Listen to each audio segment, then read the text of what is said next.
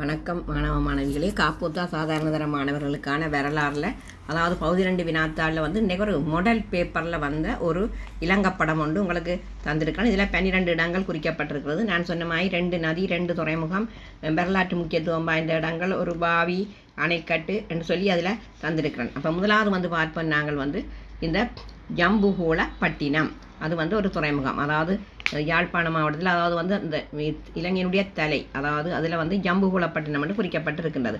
அதே போல் அங்கே மன்னார் என்ற ஒரு கருப்பு புள்ளியால் மன்னார் குறிக்கப்பட்டிருக்கிறது. அதே போல் திருகோணமலை என்று அதில் கருப்பு புள்ளி இடப்பட்டு திருகோணமலை குறிக்கப்பட்டிருக்கிறது. அதே போல் நதியை நீங்கள் பார்த்தீங்கன்னு சொன்னால் கலா ஓயாண்டு ஒரு நதி அதில் தரப்பட்டிருக்கிறது. கோண நதி என்னன்னு கேட்கலாம். நதியில் கலா ஓயா. அதை மாதிரி இலங்கப்படத்தில் கிழக்கு பக்கத்தில் பார்த்தா கல் ஓயான்னு சொல்லி ஒரு நதி தந்திருக்கிறேன். கல்லோயா என்று அந்த ஆற்றின் போக்கில் எழுதப்பட்டிருக்கிறது. அதே போல் மகாவலி கங்கையில் பார்த்தீங்கன்னு சொன்னால் பராக்கிரம சமுத்திரம், அதாவது மகாவலி கங்கையின மேற்கு பக்கத்தில் பராக்கிரம சமுத்திரம் கருப்பால் நிறந்தீட்டப்பட்டு இருக்கின்றது.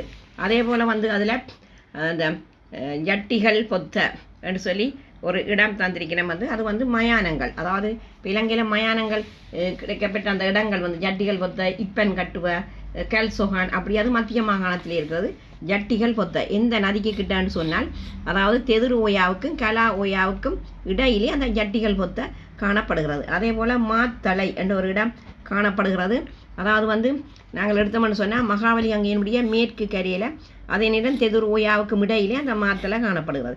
அதே போல் மினிப்பே அணை, மகாவலி கங்கையில் அங்கே மறித்து ஒரு அணை மாதிரி கட்டப்பட்டிருக்கிறது, மினிப்பே அணை. அதே போல் நாங்கள் இங்கால எடுத்தோம்னு சொன்னால் தேவநகரம், அது ஒரு துறைமுகம். சீன அராபிய கப்பல்கள் தங்கி நின்ற ஒரு இடம் தேவநகரம். மற்றது அது துறைமுகம். மற்றது காலி என்று சொல்லி ஒரு இடம் குறிக்கப்பட்டு இருக்கின்றது. அதை மாதிரி இந்த மினிகாகல் கந்த, கும்புக நோயாவுக்கு பக்கத்தில் இருக்குது மினிகாகல் கந்த. இது இந்த இலங்கையின குடியேற்றங்களில் கேட்கலாம் குறிக்க. கரியோர விட்ட வழி வாழிடத்தில் ஒன்று தான் இந்த மினிகாகல் கந்த.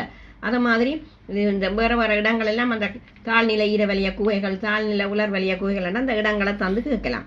அப்போ இது மினிகாகல் கந்த. அப்போ இவ்வாறு 12 இடங்கள் இந்த மாடல் பேப்பரில் நான் இதில் போட்டிருக்கிறேன். இது உங்களுடைய பரீட்சைக்கு மிகவும் பயன்படும். இந்த வீடியோ பிடித்திருந்தால் லைக் பண்ணி, ஷேர் பண்ணி, மறக்காமல் சப்ஸ்கிரைப் பண்ணுங்கள். நன்றி.